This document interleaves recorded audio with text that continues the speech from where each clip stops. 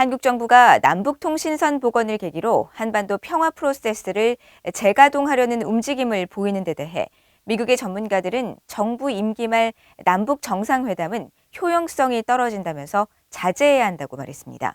한국이 정상회담을 추진한다면 북한의 이용만 당할 공산이 크고 또 미북 대화에 물꼬를 트기에는 역부족이라는 지적입니다.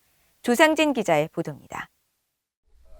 미국 국무부 비확산 군축 담당 특별보좌관을 지낸 로버트 아이논 브루킹스 연구소 선임연구원은 VOA에 북한이 한국과의 통신선을 복원하고 최근 미한 연합군사훈련 재개를 비난한 동기가 무엇인지 따져봐야 한다고 지적했습니다.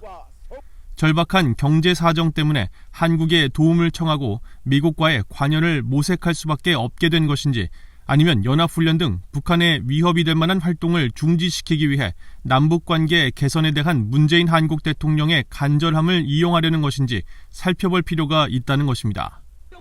그러면서 후자라면 김정은은 문 대통령을 독려해 미한 공조의 틈을 벌리고 핵 문제에 진전이 없는데도 북한에 이로운 남북 프로젝트를 독자적으로 추진하게 만드는 수단으로 보고 있는 것으로 평가했습니다. 에반스 리비어 전 미국 국무부 수석 부차관보는 임기 말 남북관계 개선에 주력하려는 문재인 정부의 정책 기조를 약한 고리로 보고 있는 김정은 정권이 앞으로도 이 부분을 계속 이용하려 들 것이라고 분석했습니다.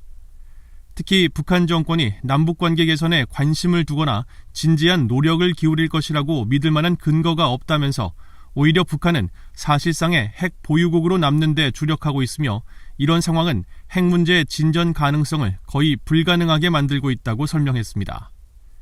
미국 국무부와 국가정보국장실 선임자문관을 지낸 로버트 매닝 애틀랜틱 카운슬 선임연구원은 임기 말까지 한반도 평화 프로세스 진전을 위한 남북 대화 필요성을 강조하는 문 대통령은 끝없이 반복되는 현실에 갇힌 그리스 신화 속 인물 시지푸스를 연상시킨다고 지적했습니다.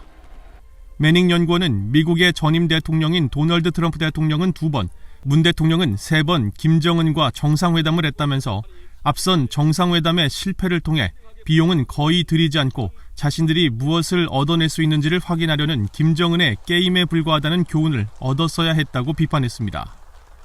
전문가들은 또 비핵화 협상 방향과 제재 수위 등 바이든 행정부의 대북 정책에 영향을 끼치기 어려운 문재인 정부의 한계를 거론하면서 임기 말 한국 정부가 추진하고 있는 남북 정상회담의 효용성이 떨어진다고 지적했습니다.